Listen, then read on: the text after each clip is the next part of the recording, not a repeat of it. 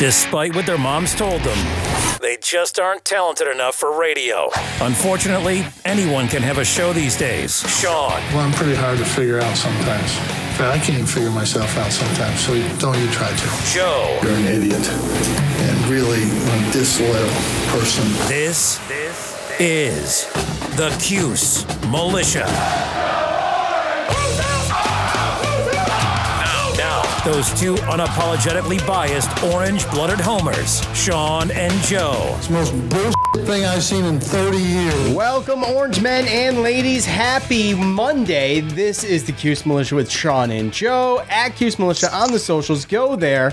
Join the militia. Thanks for tuning in and hanging out with us. We appreciate all of you. With Syracuse basketball on a brief hiatus, we're here to give you our thoughts on that season going forward, and as well as the early signing day stuff. So that was 15th through the 17th of last week. We watched a bunch of those roll in. How many was all together, Joe? 13? You don't know, do you? 13, or I think 14, actually. 14. Okay. With the transfer? Yeah. Okay. And there was a late punter, or long snapper, excuse me. No punter? You're right. Both. One of each. One of each. Oh, I don't remember the long snapper, but yeah, that was. Let's see. I thought I had him on my list for you. no, I don't think he was. So Ethan Stengel. So yeah. Anyways, so we talked about Mikel Jones. I don't think we did. Really? Yeah. Okay. Well, he's returning. So that's really good news. Yes. So leading tackler for Syracuse last year. And a huge part of that defense, as well as the leadership on the field and experience. And he's decided to come back, which is obviously hope Garrett huge. does too. What's that? Hope Garrett Williams does too. But yeah, so that's still up in the air. Obviously, that would be a huge loss as far as secondary goes. But Mikel Jones coming back is amazing. As a pleasant surprise, and I'm just glad he made it official sooner than later.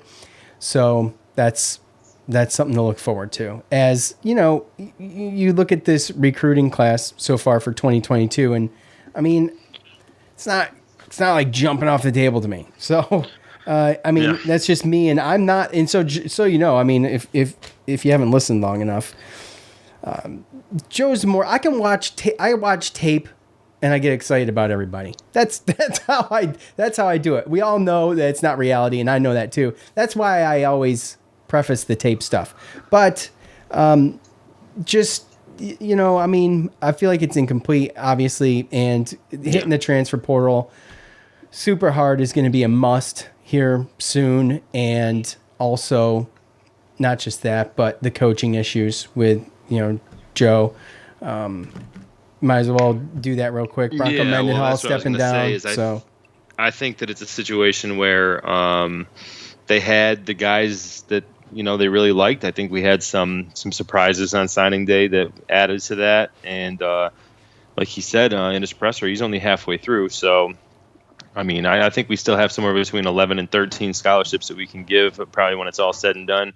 And, we still got guys that are in the transfer portal that, they don't have to decide until the summer of next year, right? So yeah, there's no right. So I mean, we're going for some guys. I know Jared Verse is one of the guys that they're talking about, the DN from Albany that we're going for, but he's starting to get recruited hard by bigger schools. And Dino Babers was talking to Matt Park and said, they got their transfer portal wish list, but I think a lot of this too is, you want to keep those options open for instance, just talking about it, like you said, the coaching right now, we know we have an offensive coordinator vacancy, and right now they're saying that they're looking at former Virginia offensive coordinator Robert Anai and the current quarterback coach Jason Beck from Virginia as well. So, we all know Bronco Mendenhall, he stepped down, and they're going to be going through a coaching change. And to be perfectly honest with you, you got a situation where these guys were recruiters at Virginia, right?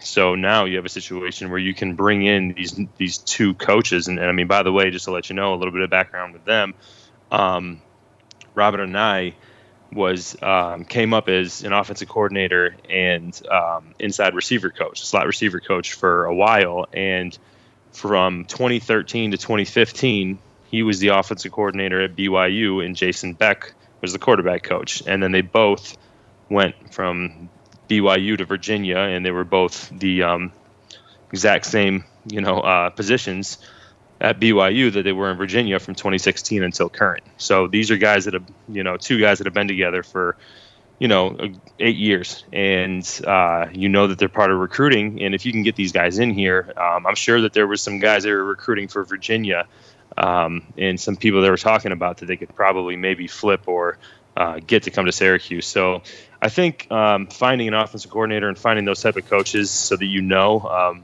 and also no matter what, even if whether it's Virginia or whether it's somewhere else, these coaches that they're going to bring in had been recruiting for this other school, right? So that's going to give us some advantages to maybe some players that we weren't recruiting or were talking to at that point. So to keep that part open and to be able to also, right now you have it up till the first Wednesday in February or something like that to still recruit high school players. So you can go and find diamonds in the rough and stuff like that. So I mean, I look at it as they're keeping their options open, and they got the guys that they think are going to help them. He's returning 17 to 22 starters. So, you got the starters kind of on lock, but you need to fill that kind of depth for special teams and just in case of injuries and stuff like that. So they're trying to pick the guys that are going to best fit those positions. So I'm going to give them some patience. I'm going to give them a little bit of benefit of the doubt, but hopefully we can find new coaches for these positions, and they can bring maybe some more options to the table. And as long as they fill those spots and get the depth, then I'm cool with it. Yeah, I mean, obviously, I'm not looking for an overnight change. All I'm saying is that if it doesn't improve, it's going to be even worse next year, despite some of the returning players. But there's plenty of time. And as we all know, this doesn't end. It goes all the way through till God knows when. Actually, it never ends. There's certain. Yes, it doesn't ever stop. It doesn't ever stop. Next year's recruits and everything, obviously, they have obviously high school and junior college players have a time limit right now, and obviously transfers go a little bit longer. So keeping your options open and keeping the available scholarships isn't going to kill us right now. If there wasn't people out there or players out there in the high school pool that we thought we were going to help, we, like I said, we have the starters, we have a good core of, freshmen coming in, and now it's trying to figure out, where we need to fit in the pieces and where we need a little bit more experience, where we might hit the transfer portal. And again, like I said, whatever coaches they bring in, they're going to bring in some players that they were recruiting.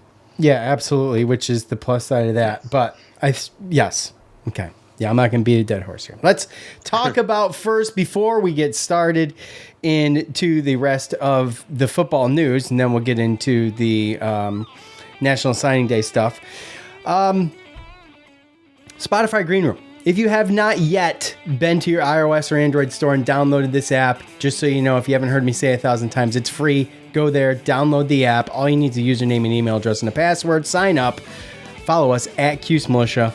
You can go there at Cuse Militia, follow us, and you'll sign up for notifications. If you sign up for notifications, you will get notified per sign up for notifications. Is that what that means? You'll get notified when we go live. We usually go live during fan feedback. Try to keep it just during fan feedback, so you guys can get on there and give us your thoughts. If you decide to get on there, you can either just eavesdrop in, you can chat, or you can request to speak. If you request to speak and I approve it, a little red microphone will hover above your icon or on your icon. You go ahead and hit that thing and say what you want to say.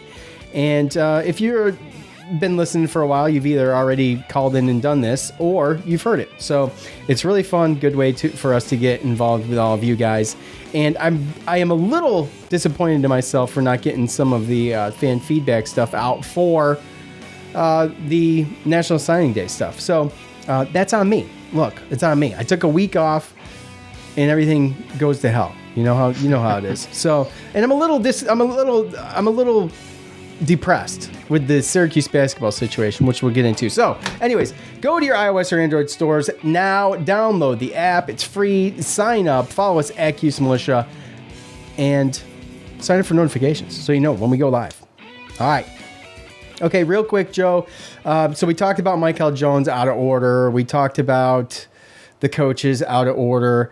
And the only thing left here on that front would be Chase Atkinson. So he's entered the transfer portal. And, he's been with us 2 years, DB. He's been with us 2 years and hasn't really acquired any stats. So obviously that's clear cut why he's going to enter the portal and go ahead and make moves out. So we wish him luck. And, I'll tell you what, some of these transfers have... He's the 15th, by the way, which I didn't know that number until I read it at Syracuse SI. He's the 15th Orange player to enter the portal. Yeah, well, some of these transfers, I mean, like I said, sometimes they're just not good fits. Doesn't mean that they're... a lot of these players are probably going to end up in lower schools, but you're seeing, Tommy DeVito went to Illinois. Taj Harris is going to go to a Power 5 school if he doesn't get out of... as long as he doesn't, gets out of his own way. What is it? Landon Morris, he transferred to Utah. Luke Benson, I think, transferred to Georgia Tech. Japhet Cantnar-Ku transferred to Memphis. So, these are all decent schools. So, you can tell, these guys, they were good. They were good recruits, good players, but for some reason they just weren't a fit. Yeah. Luke Benson to Georgia Tech. Those ones always burn a tiny bit. The ones in conference? Yeah. Yeah. But if you're interested, there is a transfer portal tracker. I think I mentioned it last episode. Yep. On Mike McAllister's Syracuse SI page, and everything there is updated. Pretty much every day. It was last updated Saturday. So, you know where to go for all of that. As I mentioned before, the latest one is this long snapper, Ethan Stengel. He's committed to Syracuse as a preferred walk-on. He announced this yesterday. He's the 43rd best long snapper in the 2022 recruiting cycle by Cole's Performance Camps, according to Mike McAllister. 6'1", 220. So, long snapper in the works. All right. So, all right. With that said, let's start with the... I'm going to go in order from first to whatever. And Joe... As far as signed? As far as signed, yes. National Signing Day. All of this stuff, all of my information. I just like to cite it. And guys, I got to be honest with you. If it's football, it's probably going to be from Syracuse Sports Illustrated over there. And it's just easy. If you guys want to know anything about these recruits, there's a profile for every player. And you can get all the information you need. Or you can just listen to us. And we'll just let Joe talk. Because Joe's a whole lot better at this than I am. And to be honest, guys, when there's no games, I'm stir crazy. I have no real huge sense of urgency to come do the show. I gotta be honest. It's tough. Joe loves it. Joe's been chomping at the bit. So, all right, let's start with Makai Mason, linebacker, 6'2", 220 pounds, out of Florida. Offers from Florida State, Georgia Tech, Indiana, Louisville, LSU, Mississippi State, Ole Miss, Pittsburgh, Wake Forest, and West Virginia. So, good pass rusher, okay? All of the tape is at the top of each one of these profiles. You can sit there and watch that as you read. And all the tape's good and all these guys, okay? Joe, but what do you think? Yeah, you look at this guy and he looks like a grown man. He's got the speed, the athleticism, the size already to look like he can come in and help. And honestly, just more and more, it's hard for me to... he's from Florida. Most of these Florida guys come in and they impress. So I'm excited. We don't need him to come in and be a world beater, but if he can come in and kind of take the mentorship of Mikel Jones and maybe be ready to take over when Mikel leaves after next year, then that would be great. So this is a guy that's probably going to be able to come in, help on special teams, and I'm definitely excited for this guy. Yeah, it'd be interesting to see if Makai Mason, I think he's kind of a guy that can, if he gets acclimated, he'll get some play. And we'll see Makai Mason, don't you think, as a freshman? I think that you'll definitely see him out there, definitely at least for special teams. But yeah, and to preface all this too, just to let a lot of people know, a majority of these players are multi-sport athletes, captains of their teams. They love football.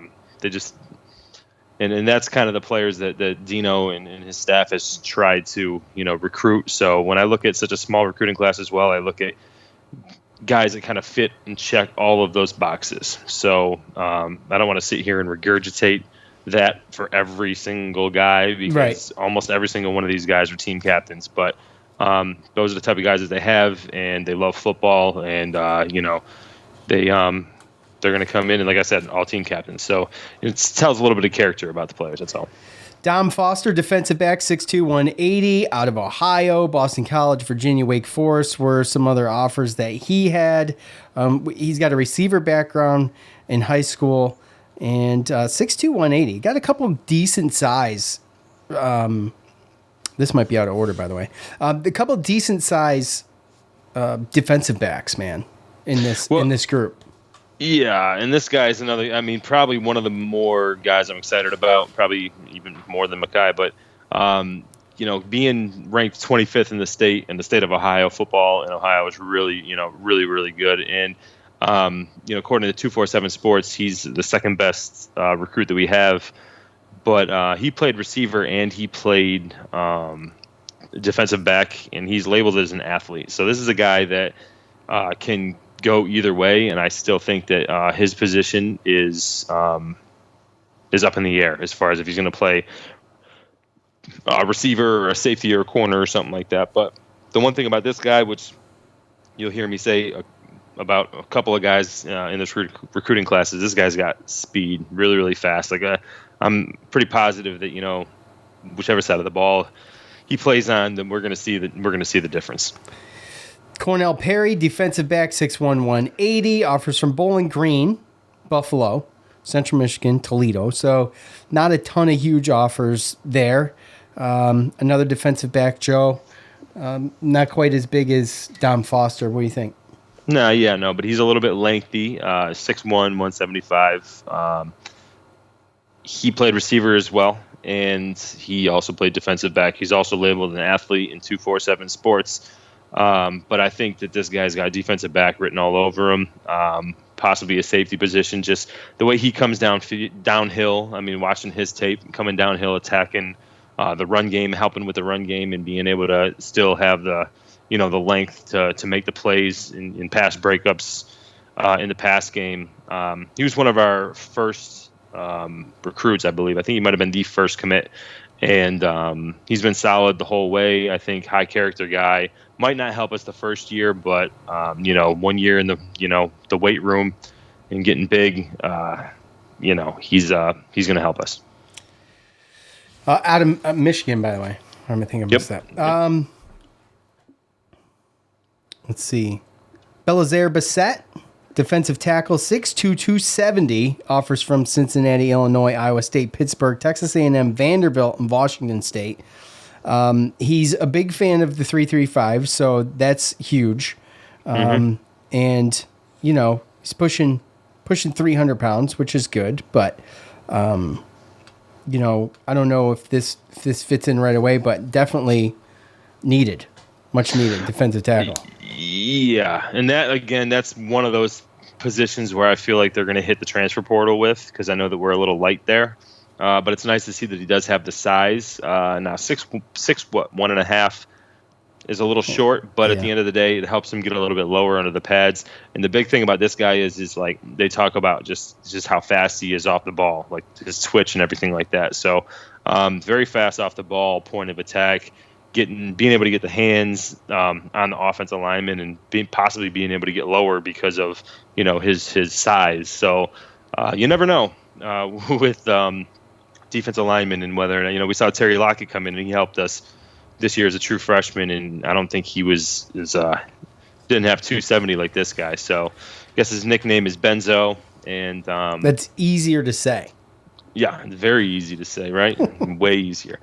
We've had other players. I can't think off the top of my head who we've gotten before from American Heritage, but we have had players from there. I want to say Antoine Cordy. For some reason, I want to say that, but I may be completely wrong. But either way, this guy eventually is definitely going to help us on that defensive line, because he seems like that nose tackle type that's just not afraid to get in there. And again, like I said, it's all about off the ball type stuff. That's what they're saying his strength is. So obviously there's weaknesses because he's only a 3-star, right? But at the end of the day, again, I'm not going to question guys from Florida. Quan Peterson is next on the list. Defensive back, 6'1", 180 again. You mentioned the dual sport athletes. Quan Peterson with the basketball skills as well. Oh yeah, they actually won a state championship at his high school for basketball. And again, 6'1", 175 corner, ranked 17th in the state overall as a player. Just a great athlete. He's got the length and the ball skills. I think again, playing basketball and being a multi-sport athlete, I think helps in certain aspects. So again, a little light, going to have to add some weight, but his ball skills, and I think he's got everything to have the makeup of a lockdown corner. He just needs to get a little bigger. Yeah, speaking of getting a little bigger, Joe Cruz, offensive line, 6'6", but 280. Joe, for the offensive line, I think probably needs to put on some weight. Other notable offers, according to Syracuse SI, Lafayette, and Stony Brook. Out of New York, though. Yeah, and that's the one thing is I think that this is a situation where they saw somebody because they know. I mean, how many offensive linemen did we pick up last year? They were just like just 7 or something. Constantly offensive linemen, yes. Right. So we had so many. So I think that we're deep there, and we still got starters coming back and everything like that. So I think that the 2 offensive linemen that we took this recruiting period, I think they basically were guys that they thought they would definitely that they could fit in, were perfect for their scheme, but after 2 years of maybe learning the system and getting a little stronger, you know what I mean? But this guy, I mean, he's athletic, and they say that he's got some things with being able to move and bend and get to different levels that offensive lineman needs to do, especially at 6'6", so defensive players don't get lower than him all the time, that you just they just come natural and you can't teach. So that's a positive that you want to hear about that. But I mean, other than that, when you look at he's still a 3-star, but from Long Island and New York, maybe he got overlooked a little bit. Number 8 player in the state. And, I'm hoping so, but 280, it's a little light. In the loafers. That's a little light right now, but at the end of the day, I mean, he's still a freshman in high school, and absolutely, like I said, he was the 8th ranked player in the state, and there's fans and people that get on Coach all the time about not, recruiting in state. So, this is a guy that they think that they can turn into something someday, and it's not going to be tomorrow, but a couple years, right? He possibly could help. Right. Jeremiah Wilson, defensive back out of Florida, 5'11", 175 pounds. Other offers from Arizona, Iowa State, Washington State. He has some skill turning over the ball. 6 interceptions and 3 forced fumbles. So he's a ball hawk. And oh yeah, that's a lot of what we lacked last year. Now, we lacked it last year. We need someone to develop into, someone that can turn the ball over. It was one of our biggest downfalls from 2020 to 21, I'd say, was a notable difference in the lack of turnovers. Yep. And he made up the third and final Florida player that we brought in. And it's actually funny when I'm looking at 247 Sports actually right now. Between Makai Mason was ranked 145th in the state. Jeremiah Wilson, 148th, and Belazar Bassett, 149th. So between 145th and 150th, we got 3 out of, and like I said, Florida, they put out really, really good, a lot of really, really good players. Jeremiah Wilson, he seems a little short, but they say that his arms are, his wingspan is big for his size. 5'11", 175, I expect him to be pretty damn quick, too. Oh, yeah. Real fast. This is another guy when you talk about the speed and, again, just a ball hawk. I mean, you talk about a rover-type player. Like, again, when I watched his tape, it kind of reminded me of Cordy. Remember Cordy? Just like just a fireball, just cannonball going after the player, going after the ball no matter what. And like you said, I mean, when you play like that, and you're a ball hawk, then sometimes good things happen, and sometimes you take some risks and some bad things happens. But again, he's an athlete, gonna have to bulk up and everything, but definitely brings speed to that secondary. One of the top players out of New Jersey too is Laquin Allen, another running back. So look, we went from being very, very, very thick at running back to pretty damn thin. Cooper Lutz leaves, right? So we are extremely thin, to say the least. Laquin Allen comes in at 6 foot 180, some decent size. So other offers from Pittsburgh, Rutgers, and Virginia. Now, a decent backup, Joe. I mean, what do you think? What are your expectations as far as Allen goes for 2022? I mean, that's still. I would hold on that one. Would you? Just because, I'm looking at it like it's a different kind of back, right?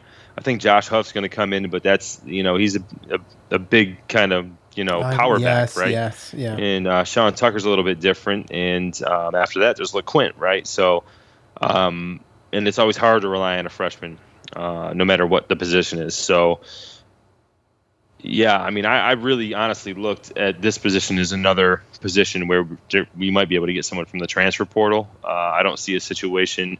I mean, I personally think that that's what should happen. I think that no matter what, even looking at it right now, you have to have more than 3 running backs.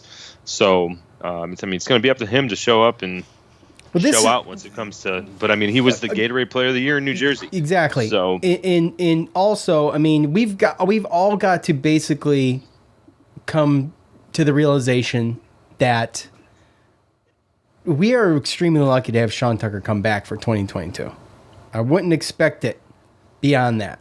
So a guy like Allen with, like you said, potential behind Huff, who, to be honest with you, I totally forgot about, and shame on me.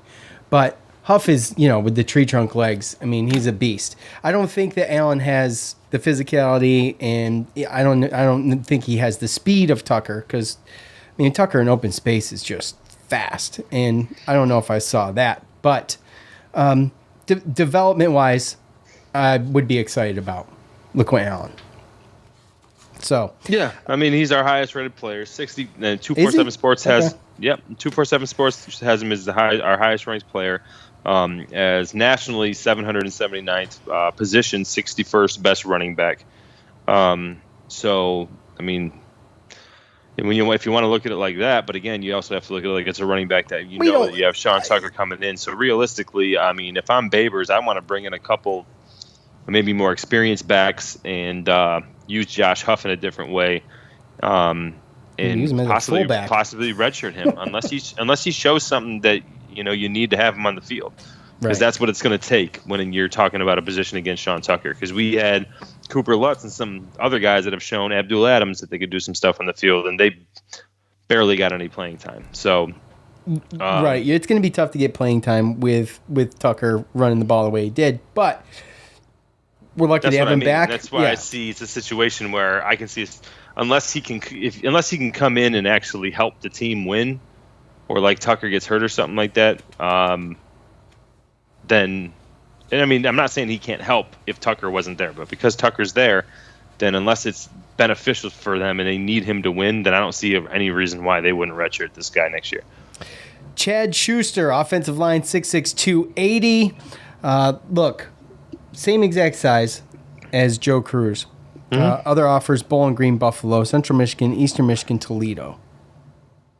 So, yeah. This guy, I mean, it's a little bit different when you look at like I said, they picked up these 2 offensive tackles knowing that after a couple years and getting them to what they need them to do, then they're going to be able to help us. Now, Chad Schuster, still very athletic, very good in the run defense, finishing blocks, pancaking guys, and also in the screen game. But again, there's certain agility things. Like he's fast. Like as far as athletic, he's fast for a lineman, but there's still some movements and some level things that Joe Cruz has that he doesn't have. But they both have things that each other doesn't have, but they still are incomplete. And obviously gaining weight and strength and becoming more complete players is what those guys need. And again, I think he's a pretty good get. But I don't see a situation where him or Joe Cruz help on the offensive line for at least 2 years. Right, exactly. One of the top defensive linemen in the Northeast, Dennis Jaquez, defensive end, 6'4", 240, Boston College, Maryland Northwest, Rutgers, Texas A&M, some other offers. Out of New Jersey, by the way, Virginia Tech, Wake Forest as well. What did I say? 6'4", 240. Yeah. Yeah, this guy was the flip. We didn't see him coming, and he's Deuce Chestnut's from New Jersey. He's buddies with Deuce Chestnut, and he was going to Northwestern, and he ended up flipping, coming here. And although he's only the third best player by 247 Sports in our recruiting class, I mean, that's a pretty good get when you look at it. If we get a guy flipping the day of, and he ends up being our third player. I mean, we had 3 players, according to 247 Sports, ranked in the top 1,000, and Laquin Allen, Dom Foster, and Dennis Jacquez are those 3. Now, he's not ranked the highest, but as far as position rank, he's ranked 54th best edge rusher. And we know that that's the kind of stuff that we need. This guy looks actually kind of perfect for the defensive end opposite the linebacker that we normally put out there in rush in the 3-3-5. So this is definitely a really, really good get, and he's already got the size, he's got the speed, he's got the athleticism. To be perfectly honest with you, with the guys that we lost in the situation with depth, this guy right here I'm looking at to probably fill in so far over the players that we've talked about, probably the most. This is the one guy that out of everyone we talked about so far, this is the one guy I expect on the field helping more than anybody. Yeah, I mean, there's got to be someone to step up and kind of fill the void. Unless Dom Foster goes on to a receiver and just kills it. But, I mean, those are the 2 guys right there. And the same with LeQuint. If he shows that he can take some carries and get some screen passes and some running back passes, some third down back type stuff. I mean, those 3 guys are the cream of the crop as far as our recruiting classes so far. And Dennis Jacquez, he was a great surprise, and I'm really happy, especially considering the lost players that we have from the defensive line. Syracuse's first transfer portal get is Braylon Oliver, defensive back, 6'2", 210. That's a monster for DB, man. So he's going to be coming out of Louisville, which is awesome, because as much as I hate to lose him in conference, it's twice as sweet to gain one in conference, right? He was committed from the transfer portal to Oregon State, and I guess it was a verbal commit, obviously, and he made his way over to Syracuse. So kudos to, maybe it was an ACC thing, I don't know, but kudos to the coaching staff for that. Out of high school, he was pursued by Arkansas, Georgia, Florida, Florida State, Oklahoma, Tennessee, among others. So, Joe, obviously a little much needed. You got some experience now with this guy, and having, hopefully Garrett Williams comes back, and we got Deuce on the ends, and having, safety in there in between is going to be key. So, right, much needed. And that's the thing, right, too, is like we look at Coley, and we've seen Coley, big guy, but kind of struggles in pass defense, right? Jason Simmons, kind of the same situation, right? And I mean, I like Jahad Carter. I mean, they go out there and I mean, they're just not. I mean, this guy comes in and he's automatically bigger than most of the guys that we have as far as safety goes, right? He was highly recruited, and obviously he didn't like what he saw at Louisville, whether it was the depth chart or coaching or whoever. And so yeah, this is a really, really good get. And to flip him too from Oregon. Is a big and to flip him from Oregon State. Let's just put it this way in comparison. Oregon if you State, look at, if you, for instance, if you were to look at his high school 247 Sports rating, he would be the highest rated player he'd be our best player in the recruiting class. So just because he's a transfer, been out of high school for a year, still got, I think, 3 or 4 years of eligibility. So this is definitely a good get, and he's already got the size. And, this is another guy that I think is just going to ramp up this defense a little bit, because I think that, our safety play as far as being able to do one-on-one coverage in the passing game has kind of hurt us a little bit.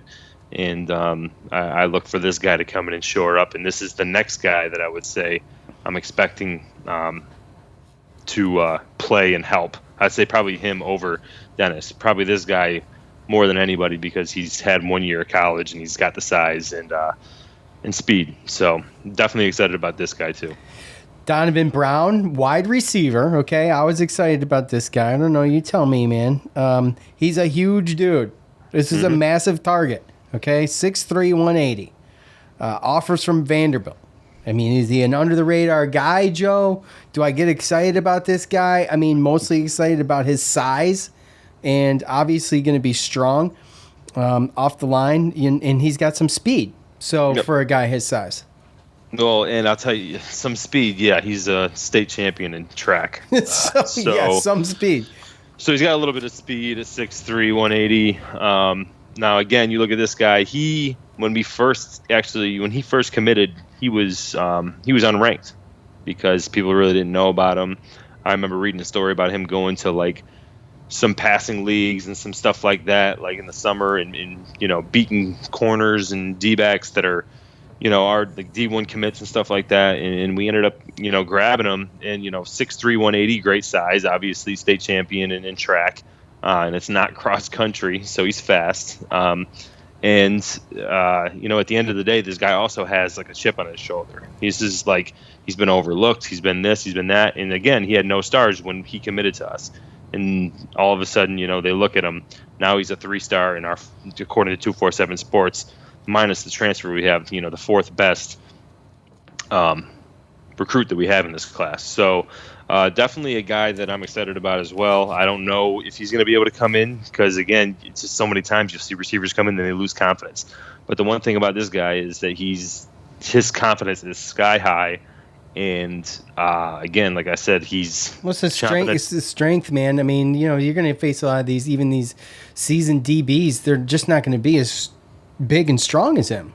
I mean, he's going to be able to overpower guys. I mean, that's true. And, he can either run past him or he can jump over him and catch him. The thing is how bad does he get jammed at the line, right? Because obviously he's going to be using his speed. That's part of it as a true freshman, right? And then all of a sudden it is confidence too. An unconfident player, it doesn't really matter. But this guy, like I said, he feels like he's been overlooked. He's got a chip on his shoulder.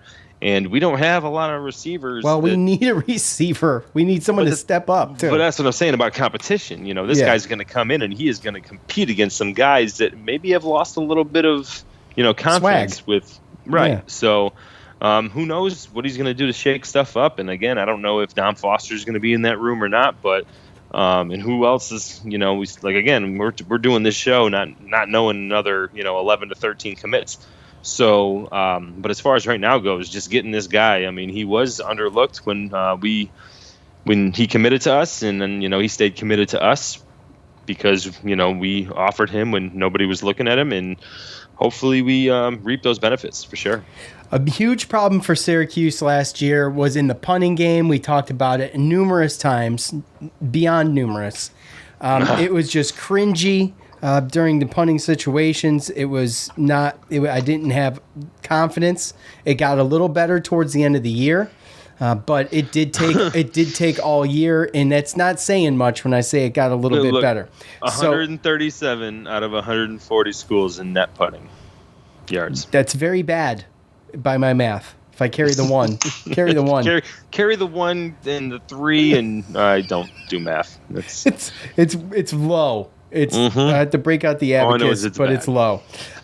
So this is a huge breath of fresh air for me. Max von Marburg. Look, the dude's punting out of Australia, right? So isn't that a big deal? That's a big deal. I always hear about these Aussie punters, man. And played against a bunch. Yeah. So look, I'm excited about this. And I guess, if I had to choose my top 3, it would probably be him, Donovan Brown, and Braylon Oliver, to be honest with you. I mean, that would be if I had to choose a top 3. And then, well, this guy, so this guy, again. It's hard to get excited about a punter, but remember, I'm a Raiders fan. Punting was a big deal. Okay? Well, look, it's a situation, too, where after seeing last year, you need to bring somebody in because you'd think that we had 2 walk-on punters and we didn't know what the hell was going on. You know what I mean? So at the end of the day, bringing another guy in, I believe at 6 foot 192, like he's probably the bigger punter and out of all 3. And Dino said that they've seen enough on tape to bring him in. They just brought a new special teams coach in, and I'm sure he had something to do with it. And if he signed off, then hey, at worst, what's wrong with bringing in another guy that's going to be able to compete and hold a little fire to the feet of these other punters? Because last year was pathetic. It was terrible. It was embarrassing. 10-yard net on more than one. I think it was 3. I mean, just freaking terrible. All right, Joe, let's wrap it up. Tell us what you think about Caden Bailey, linebacker. 6'2", 210 out of Georgia, Kansas State, East Carolina. Some of his notable offers, according to Syracuse SI. I mean, look, not exactly jumping off the board here, but what do you think? So he chose us over Kansas State, yes, which is decent school, But the biggest thing about him is, it's the pedigree, man. Caden Bailey, his dad, Boss Bailey, his uncle, Champ Bailey, right? So he's a Georgia boy, two-sport athlete. And to be perfectly honest with you, when I watched his tape, he's named as a linebacker. Like he's a linebacker, right? But he's down line. So he's like Stephon Thompson all the time as a linebacker, but he's rushing, right? Because, with a 3-3-5, a lot of times you bring up that linebacker to put 4 men on the line and you rush and everything like that, right? And it seemed like that's exactly the position that he played for the high school. So I'm looking at this guy, and he's got good size. I don't know, if he's as big as Stephon Thompson right now, but I'll tell you what, again, another two-sport athlete, played basketball, and he looked a little faster than him. So I know he's only a 3-star athlete, but I'll tell you what, I look at him as minimum helping on special teams, but I can also see him being able to, kind of come in and, give Stephon Thompson a breather and possibly be able to give us a couple downs a game to go and try to get that quarterback on passing downs. Because I'll tell you what, I was pretty impressed. But again, I know it's just tape, but looking at the pedigree and looking at what he can do, he reminded me so much of Stephon Thompson and everything like that. And I know that that's the position they're bringing him in for. Whether or not he plays this year or not, I'm pretty positive that as long as he stays, he's going to be help in the future for sure.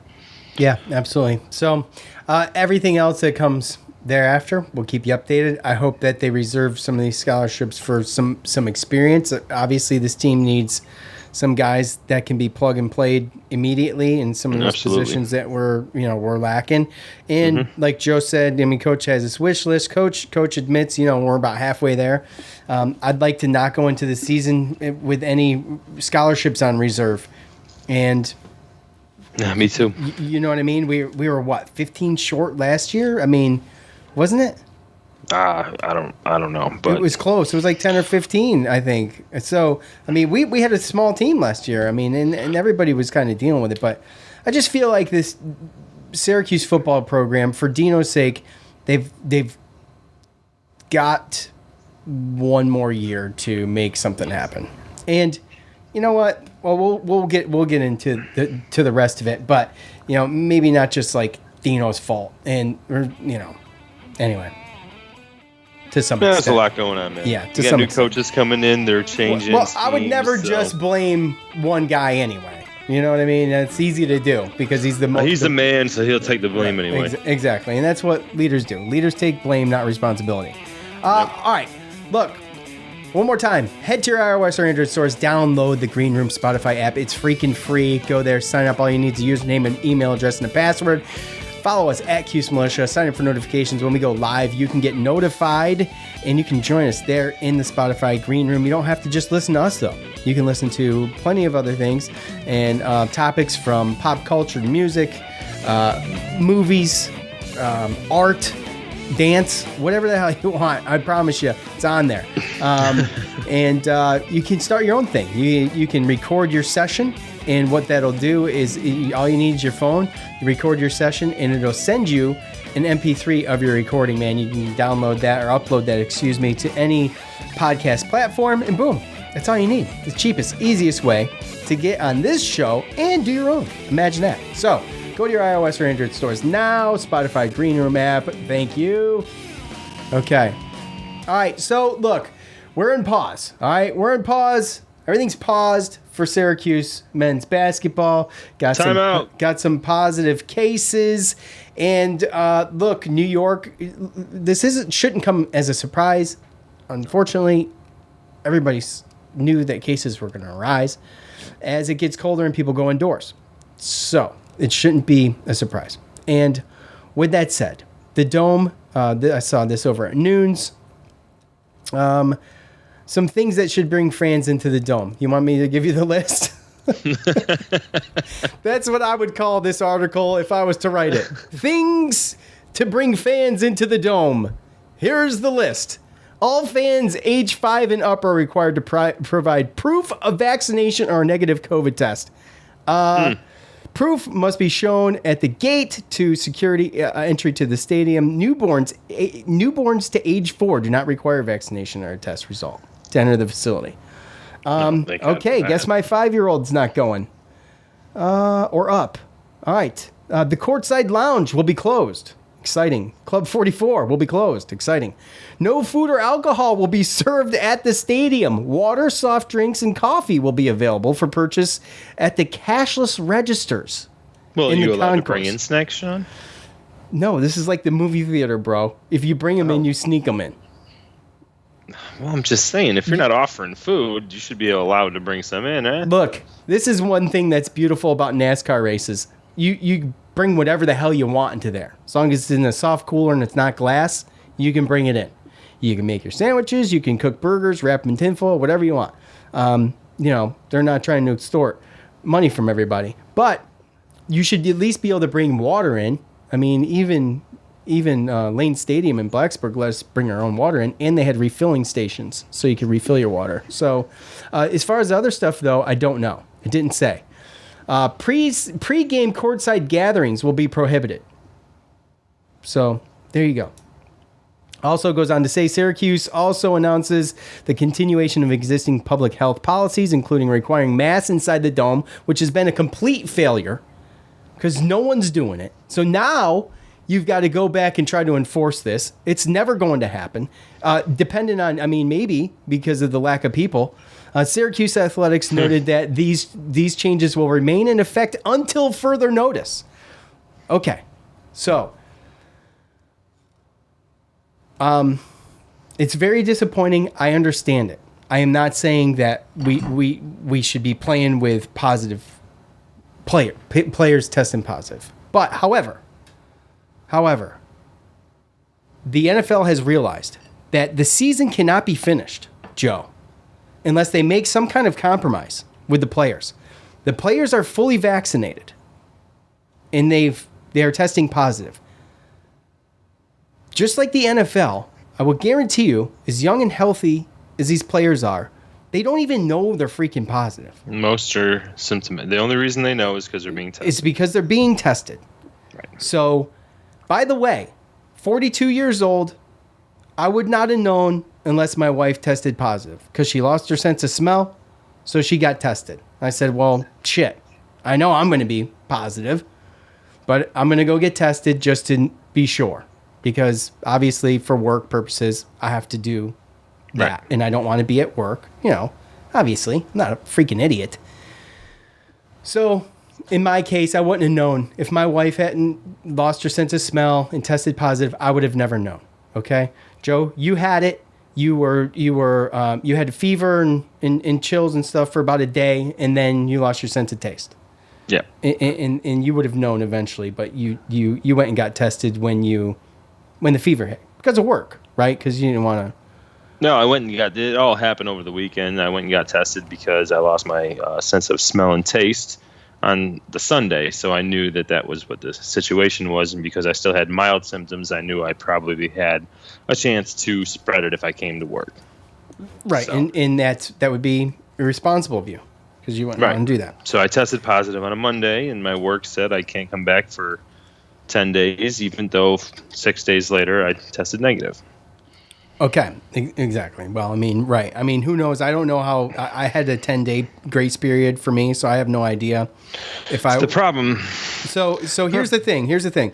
back to my point. We were just giving our personal experiences. I wouldn't have known I was positive. My point is that many of these players don't know they're positive. They know they're positive because they're getting tested. What the NFL has decided to do, Joe, is let these players play asymptomatic because look, I get nasty emails every time we talk about this stuff. I went on Twitter, okay, and let me just say that Twitter is a joke. If you're going to threaten to unfollow me on Twitter because I say Fauci's a quack, don't threaten me. I don't respond to threats. I don't care. I don't need you to follow me on Twitter. I love our listeners here, and I do respect them, and I don't like to get into this stuff on the show, but it is obviously affecting the season, so it is the elephant in the room. And if you listen to the show and you're on Twitter, then you know what transpired over the weekend. And all I said was you'll never be fully vaccinated because that quack Fauci is always moving the goalposts between Syracuse, Cornell, and Lehigh. How many players are not vaccinated? Joe, we all know the answer to that. It was a rhetorical question. And that was all I had to say. But you can't say that. I can read everybody else's stuff on there and everybody else's political views and scroll right by it. But as soon as I post something, people are threatening to unfollow me. Just do it. Don't even waste your time with the should I unfollow? Should I unfollow? Yes, you should. You should unfollow. Because I'm not going to sit here and beg and plead for your bullshit follow on Twitter. I don't care. I hate Twitter. I tell you guys all the time. I don't care. It's not a real place. The people who listen to this show, I really do care. I really do care. And I really hope that because you listen to this show, that here's the thing. I disagree with a lot of people and their thoughts on the vaccine and their thoughts on Fauci. But you know what? I respect them. I don't trash them or call them names, which I was called names and called an airhead and called. No, you respect the personal decision. I respect I respect people's personal opinions. I am not a hateful person but I'll tell you what, you come at me and I beg for that stuff sometimes because I miss it because I don't do it on Twitter. But the people who listen to this show, I do respect and I do love you guys, and I would never want to get into any kind of pissing match with you about anything. But I promise you, I've gotten threats before to not listen to the show because Joe was unvaccinated, and then earlier in the COVID stuff about not wearing masks. And I'm sorry, I don't respond well to that. And so anyways, with that said, I just realized that the Raiders were playing. And I missed the whole game. So anyways, don't tell me. I have no idea. I don't watch the Raiders. I don't even watch my Giants. I know. I haven't watched the Raiders much all year, but I just got a text. It's a situation where we've never been in a situation where we always test people, right? Because you don't get tested or you don't go to the doctors unless you have symptoms. Why? Because if you don't have symptoms, then you can't get people sick. Well, stop right there because I had said before early in this thing, asymptomatic people can't spread this thing. I was at work for 3 days probably with being asymptomatic. Okay? Not knowing, not having any idea. I was around tons of people and no one. Dude, the day I got sick, nobody. The day I got sick, I moved and I was around 12 different people all day moving. And not until about 4 hours after we moved and everyone left did I start feeling symptoms. Nobody else got sick. So again, people move the goalpost, whatever it is. At the end of the day, there is such thing as viral loads. At the end of the day, the bottom line is that you can still test positive, but not be in a situation where your viral load is high enough to pass the virus to somebody else. So right now we have over 100 NFL players that are in safety protocol and they're asymptomatic. They're perfectly fine. And that's the Omicron. The Omicron. The world's shutting down for Omicron, dude. Okay. It's highly transmissible. We get it. But on the flip side of that, Joe, it's not putting a ton of people in. When it was in South Africa, it wasn't putting a ton of people in the hospital. From what I understand, there's still 0 deaths. Okay, I heard 1, but let's say it's 1. The cases really is what everybody's going off of, but it shouldn't be about cases. It should be about hospitalizations and death. Right. And, you get a lot of cold cases throughout the year. and it doesn't necessarily transpire into hospitalizations and deaths. And with the Omicron stuff, if it's anything like South Africa, it's going to be pretty mild, but it's going to spread all over the place, right? And so if that's, if it's the Omicron cases in South Africa would be like the first control group, really, is what it comes down to. We can talk about all this, but like, since when in life has someone been worried about somebody who's sick that doesn't go to the hospital or die? Like, normally you're sick, okay, all right, well, see you in a couple days, right? Like, that's, again, we wouldn't even know if we weren't testing every day, and they're forcing people to test. I think the NFL is opening up, and you know what? The people that want to get tested and want to wear the mask, they allow that option for them. But for some of these players, that's their livelihood. That's their profession. They've been vaccinated. They follow the protocols. They've done everything that the whole NFL and everybody has told them to do, and still they catch it.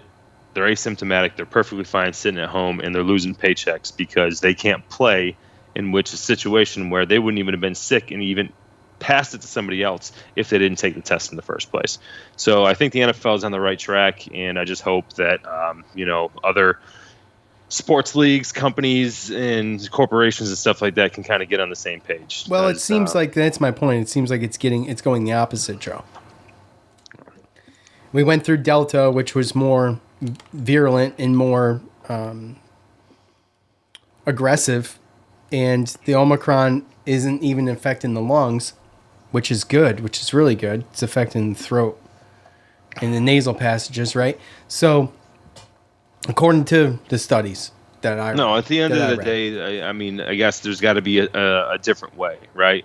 Obviously, if this is what everyone says it is, and obviously the science is changing all the time, the goalposts are moving, and this and that, right? You have players that have been vaccinated. You have players that have done everything that they can to follow the protocols, and people are still catching it, and people are still dealing with this stuff. So at some point, the rules and the protocols, they got to change a little bit, because this just really doesn't make any sense to me.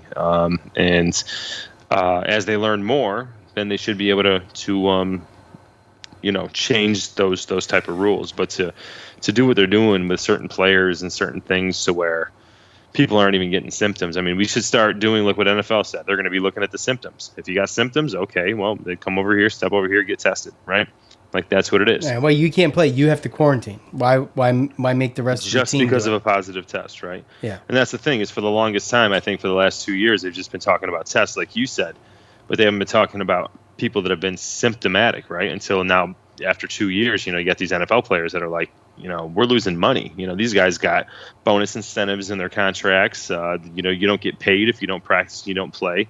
And they're sitting at home perfectly healthy with, a small enough viral load to where they can, test positive for a test, but they can't pass it to anybody, and they still can compete in a good enough way to where they can still play. So at the end of the day, it's nice to see this type of thing step up, but then at the same time, like I said, it's for their own personal benefit, and that's what they're fighting for, right? So I don't know what it's going to take for other companies and other organizations and stuff like that. And you look at hockey, and they're dealing with a different country if you want to go that route. So there's different things that go with it, but it's finally a league that woke up that said, hey, like, we're doing everything you're telling us to do, and it's just not making sense. So they're going with the symptoms, and they know with the science and with regardless of whatever news organization wants to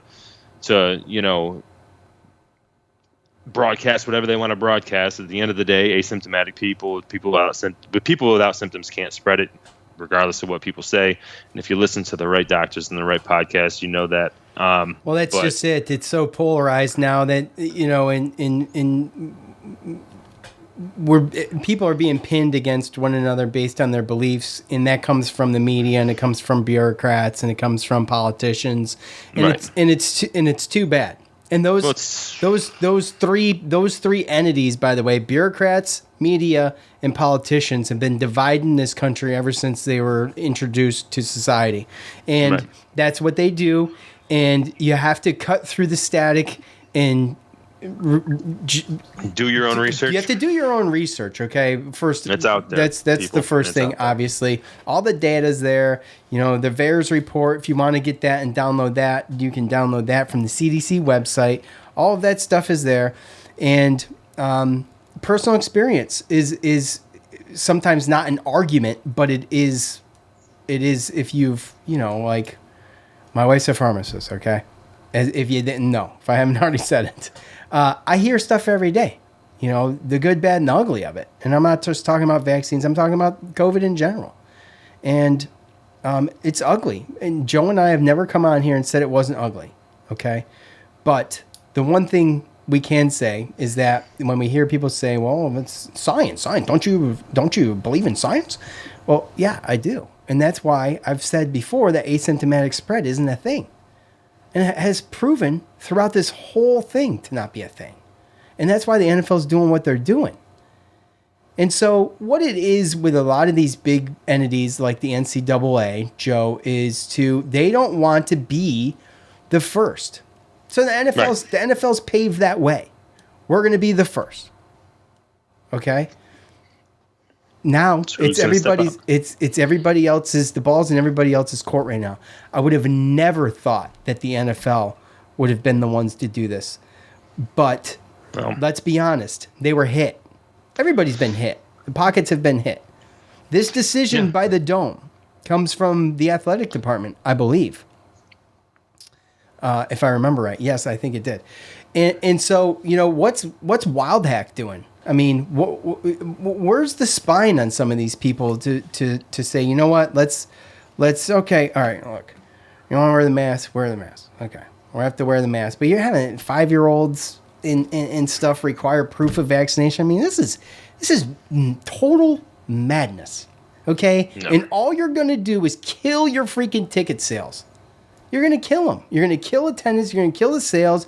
You're gonna kill the atmosphere that we've had. You can possibly kill future fans. This is yes, very true, Joe. And this is a decision that should be on the people who go to the game. If you're scared and you want to go to the game, then don't go to the game. We're never going to get an accurate idea of why there's no asses in the seats. Is it the protocols they put in place, or is it people that are scared? Probably a little bit of both, right? Is it the product on the field? Is it right? That you're not serving beer and food? I'd say a little bit of everything, if we're being fair, right? No, yeah. But if you don't change anything, like you said, you don't know what the cause is. If you don't make it better or easier to be there, you'll never know. That's Otto, by the way. You can't, and the problem is that, like, again, you're banking on, you know, NFL. That's all personal gain, right? As far as when it comes to the owners, the coaches, and the players, right?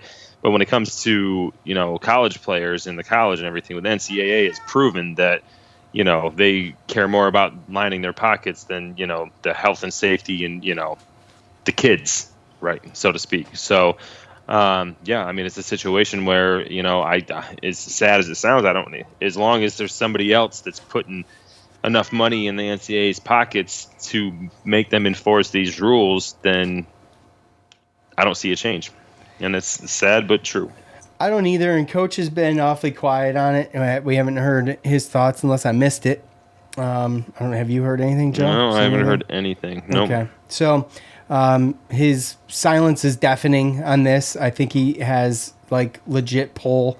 I don't know what Wild Hack's doing. As I said before I did the second read there, talking about other people to blame other than Dino Babers. I mean, look, it's time to take a look at John Wildhack and some of the stuff that he's doing, in my opinion. And I don't think it's anything egregious. I just think that people are scared, like I said, to be the first to do things. And sometimes you gotta have some better information, I think. Has there been a major outbreak in the Dome? I mean, there hasn't been a ton of masking. Come on, Cat. There hasn't been like masked up people in droves inside the Dome, right? No. Okay. But you got to look with your eyes, right? Like, at the end of the day, they've done the vaccines, they've done the social distancing, the protocols, the masks, they've done all this. What has changed? What is different? Well, a virus gonna virus, bro. That's the That's my point, right? Yeah, so, yeah. like, what is different? Why are we still going and doing these things when we know that what we should be looking at is the early treatment? Because it's perception. And looking at people with symptoms, right? Because they don't. That's what we should be looking at. Right. And people don't want to be criticized for having a lackadaisical approach to this, because then they're going to be called murderers. And that's what we do. We demonize people who are deep. Look at Florida. Look at the governor of Florida. They call him Ron Death Santis. And like, hello, just look at his numbers. It's not even close to true. So it's a no-win. It's a no-win. I'm sure I'm going to get nasty emails, and people are gonna hate us now because of our opinions on it. You can listen to what the media is saying, or you can actually look at it for yourself and look at your eyeballs. Hey, look, there's stuff out there that literally tells you the truth, and literally things are being reported the exact opposite. They're just banking on American citizens to not go and do their own homework. So that's just what it is. You can get all upset. You can do what you want. You can unfollow. At the end of the day, it's got to be a conversation without being over emotional, and that's just where it is. We respect everyone's opinion, and we expect the same in return. Yeah, I would never be egregiously rude or nasty or call you names. Right. If you approach me in a Well, that's one of the things, right? It's like we're just speaking our opinion, we're speaking our minds, right? In what we think, and we're not individually, pointing it toward anybody. And I haven't said now any. If somebody wants to take it personal because they don't agree, then that's something different. But at the end of the day, if you don't agree with what we're saying, guess what? We just want you to know that we agree with your opinion and what your choice was too. Just even if we don't agree, but we're not going to sit there and pass judgment and be nasty about it. I read stuff, and we respect the same. Yeah, we expect the same respect. But that's not how things are, and that's fine. No, not in fake Twitter world. No, people can hide behind their keyboards, so they're gonna. Well, you're right, but Twitter's gonna tweet. We have a lot of listeners that are not on social media, that only listen to this show via podcast, and I have gotten those emails, and they tell me, "Hey, I'm not on social media. I listen to the show, and I don't appreciate X, Y, or Z." And we've had those, but you always hear. We do get plenty of positive ones, but you get more negative than you do positive, because fine. Because when people are upset and they reach out and they have something to say, and that's fine. And by the way, everybody has been pretty respectful. Pretty respectful via email. Understand, right? Yes, that's fine, right? Right, but in public on Twitter, which is not a real place. Right. But if you decide that you don't want to listen to us because I chose not to get vaccinated, then that's your own choice. Go for it. You're not going to change my mind. I'm obviously not going to change yours. We're supposed to be sitting here talking about sports anyway, right? But at the end of the day, we've chose to, we're not backing away from this topic anymore. I think we're both done, and you guys can either choose to listen or not. Is really what it comes down to, because it is affecting sports. And we're going to talk about it. Right. It's a part of sports. So if we were to sit here and say, push the vaccine and push masks and push mandates and push fans out of the stadiums, and that would be okay with a lot of people, and they would agree and they'd be fine with it. But as soon as we take a different stance, it's all of a sudden, right. the worst of the worst is thought of us. And look, we appreciate everybody. I can't tell you how many private conversations I've had and how many times I've said on the podcast, I appreciate all you guys that listen. Absolutely. I don't give a crap, by the way, about the Twitter followers. Obviously, I have more Twitter followers than we do listeners.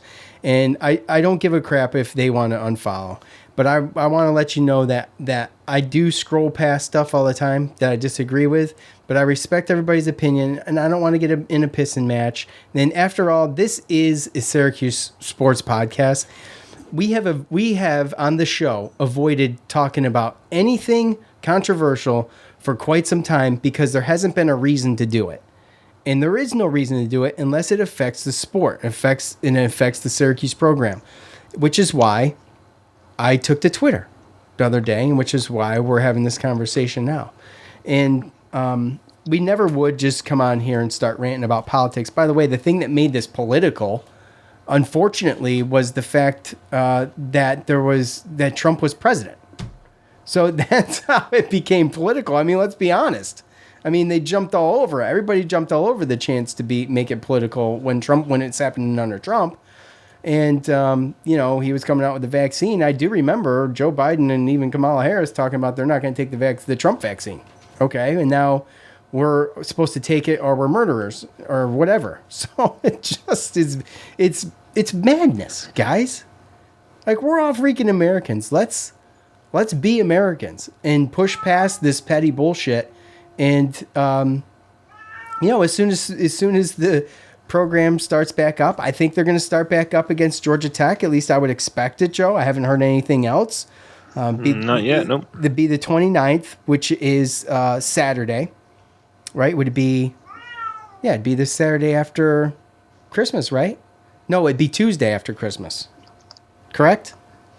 You got a calendar? It would be. It'd be Tuesday. I have no idea. I don't even know what day it is. I'm so damn busy. It'd be 29th is a Wednesday. Wednesday. Okay. All right. That makes more sense because that's makes sense. It's math and all that stuff. It's math and all that stuff and carrying the one and whatnot. And Christmas is on a Saturday. So, anyways, yeah, that makes sense. So it's a Wednesday. Yeah. So we'll see what happens after Christmas. And by the way, after that, this cat's driving me nuts. So we got to go. And I don't know how he got in here. And after that, it's a ghost. I'm serious. I don't know. He wants to go outside, and he's not allowed outside. So I don't know what he's doing, and he doesn't usually get like this unless there's a female out there. So there must be some cat out there. Anyways, cat calling. Yeah. All right. Anyways, look, guys, we love you guys. I hope we didn't step on too many toes, but if you want to send me a nastygram, that's fine. If you're gonna unfollow or stop listening, that's fine. But if you want to have a conversation, that's fine. Exactly, that's fine too. But the best place to do it is cordially on email at Cuse Militia. If you do, or hell, you can come in and fan feedback and talk about it at some point. It's still going to be a topic because I feel like we're going to struggle with this all year. If the rules don't change, this is going to get worse before it gets better. So, anyways, with that said, we will be back as needed. I guess what we're going to have to do is just keep our eye on these games. And my brother-in-law thinks it's not going to be for months until we see Syracuse back on the court. I totally disagree. Hey, Merry Christmas. Yeah, we got Georgia Tech on the horizon. Everybody, hope you have a Merry Christmas. Enjoy the time with your families. We'll be back here as soon as possible. For Joe, I'm Sean. We're out. Peace.